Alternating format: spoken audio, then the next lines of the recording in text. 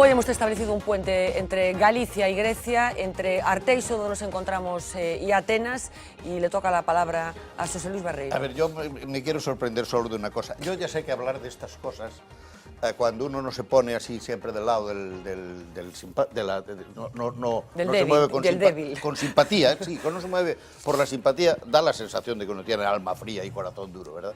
Yo no tengo eso, no, pero yo lo que quiero es hablar de... Un oyente de Radio Voz te diría que solo te preocupas de los números, sí, y que le da pavor que pudieses ganar las elecciones. Exactamente. Te lo digo porque lo dice. Tienen la ventaja de que yo ya no voy a ganar ninguna elección.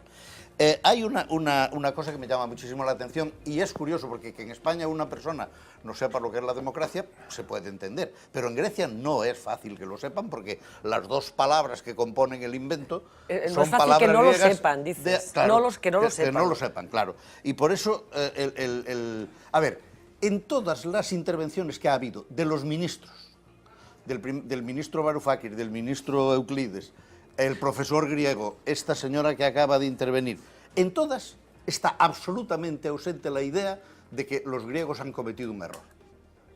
El error está siempre puesto fuera. Es Europa, son los alemanes, que nos obligaron a esto, nos obligaron a aquello. Todo lo que nos hicieron en algún momento, lo dijo uno con esta palabra, son trampas. No hay manera de resolver un problema de un país así. Porque el primer elemento para curar una enfermedad es diagnosticarla. Y ahí es evidente que no tienen diagnosticado lo que les pasó y creen que, habiéndolo hecho, esto pasa algo con nosotros. Pero nosotros, comparado con eso, somos Aristóteles. Marina estaba asintiendo que tienes un poco todo el contexto de todas las conversaciones. Yo pedí mucho autocrítica y lo máximo que conseguí de autocrítica fue la culpa fue de los políticos que gestionaron mal durante mucho tiempo. Que pero no eran griegos, según dice una de ellas, es como si hubieran sido marcianos. A ver, eso también pasa aquí, es decir, aquí se equivocaron los partidos, pero el ciudadano que votó a un partido durante 30 años no se equivocó. Pues, hombre... Bueno, pues a ver, incorporemos el penúltimo testimonio de este increíble trabajo que ha hecho Marina Cadegato y Abel Diz, por cierto, también en la producción, que nos está permitiendo entrar de lleno en la realidad griega. Corina Vasilopoulou, ¿quién es? Es diputada, Fernanda es periodista, pero también es diputada de Syriza en Ática. Ella explica que ella se unió un poco a este movimiento, a Syriza, después de una desesperación con todos los políticos corruptos, y ella habla de terror. Ella dice que lo que hicieron los anteriores políticos y lo que está haciendo la Unión Europea es sembrar el discurso del terror, el miedo en los griegos de si no se llevan a cabo las políticas de austeridad, Grecia acabará rota. El propio gobierno, el propio Syriza no está a favor de la salida del euro. Creo que al final va a haber un acuerdo que no será quizás lo ideal que queríamos, pero sí que será un acuerdo decente. No creo que la Unión Europea va a llegar a los extremos. Tiene por primera vez enfrente un gobierno de izquierdas en un país utilizado como el animalito de laboratorio para el experimento neoliberal en Europa. Los europeos no quieren aceptar que su modelo ha fracasado. Si tenían culpa los griegos, por mí la culpa está en que votaban y toleraban a políticos y a gobiernos corruptos. Han pregonado la culpa colectiva, el terror. Si no aceptamos esto, va a llegar el desastre, el fin del mundo. Queremos empezar de nuevo, con acuerdo o sin acuerdo. A Grecia le saldrá mejor, aunque pase por un periodo difícil al inicio. No sé qué hay por delante, pero no vuelvo atrás. Manuel, les está faltando autocrítica a los griegos y no sé si suscribes las palabras de esta diputada de Syriza que dice que el modelo europeo ha fracasado. Eu creo que o modelo europeo como tal non. Eu creo que a política que aplicou Europa, a política macroeconómica que aplicou a Unión Europea a partir do ano 2008, se ten demostrado un fracaso, non? Porque a economía norteamericana e a economía británica saíron da recesión cando todos no ano 2010, e o único espazo no mundo que estuvimos 6 anos en recesión foi a Unión Europea, por lo tanto aí hubo un fracaso. Pero entonces, ¿ha fracasado o no fracasó? ¿Se No, ha corregido ya? política... No, quiero decir, porque lo que se deducen de las palabras de la diputada es que el modelo europeo es un modelo fallido. Y yo no sé si tú refieres que en su momento fracasó, pero que en estos momentos está en otra ruta. Sí, vou decir un pouco mellor, non? Europa estaba mal construída, e iso o recoñecemos todos, non? A arquitectura do euro era claramente desequilibrada.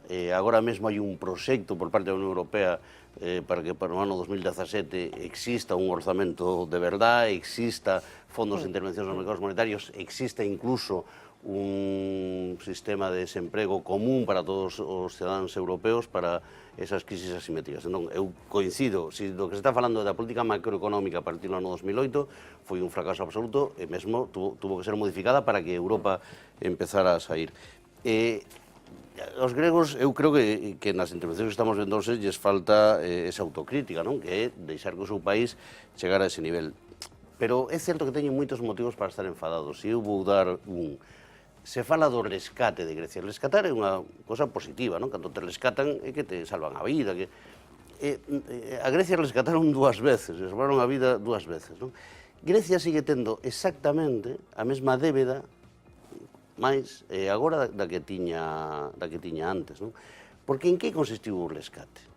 A Grecia lle deron 200, entre o primeiro e o segundo rescate, 250.000 millóns de euros dos cais, só o 10%, 26.000 millóns de euros foron a pagar salarios de empregados públicos ou carreteras ou pensións.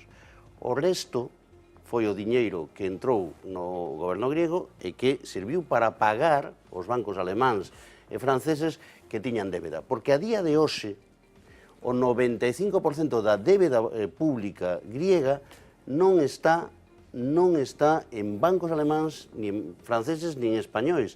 Está no mecanismo europeo, o MEDE, non sei agora a palabra completa, está no Fondo Monetario Internacional, está no BCE, etc. Porque hubo unha centrifugación. Por lo tanto, non é que a Grecia... Ao final pagaronse a sí mesmos, digamos.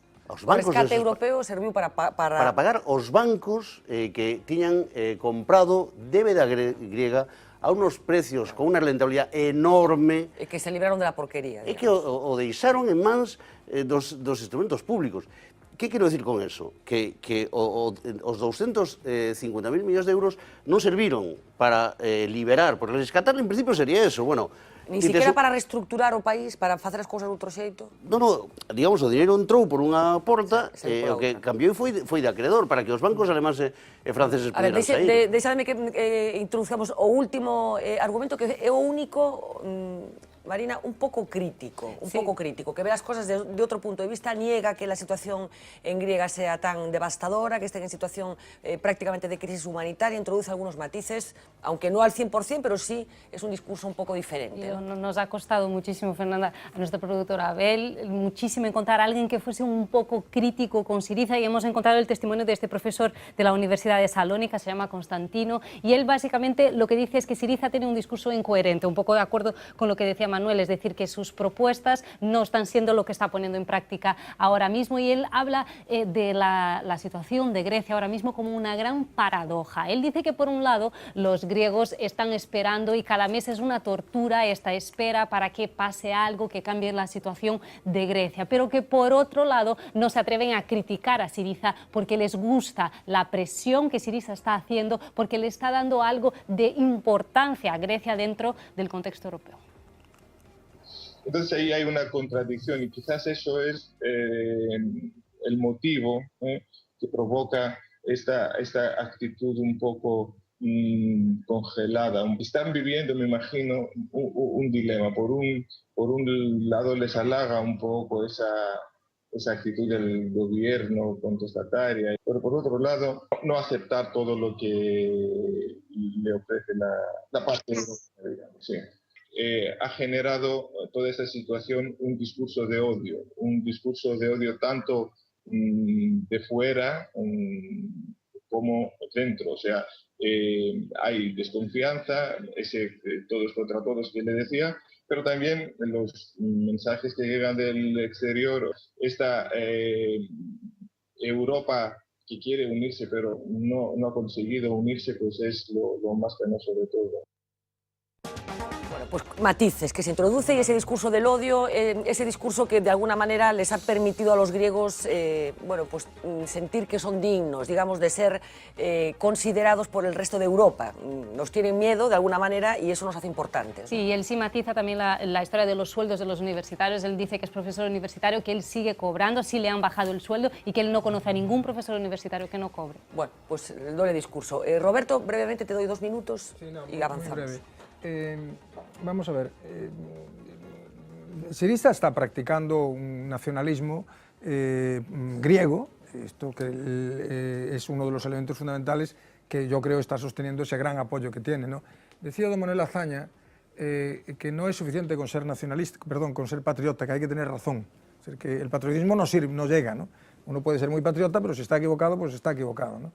Y yo creo que esto es lo que explica en gran medida ese gran apoyo que tiene, ¿no? Y el hecho de que efectivamente la gente se ha sentido reconocida en esa especie de defensa patriótica del país, que yo creo que tiene una dimensión muy, muy negativa en la negociación con Europa, ¿no? Es decir, que incluso hay una anécdota de las últimas horas que tiene que ver con Grecia, que tiene que ver con Yanis Varoufakis, que tiene que ver con Christine Lagarde.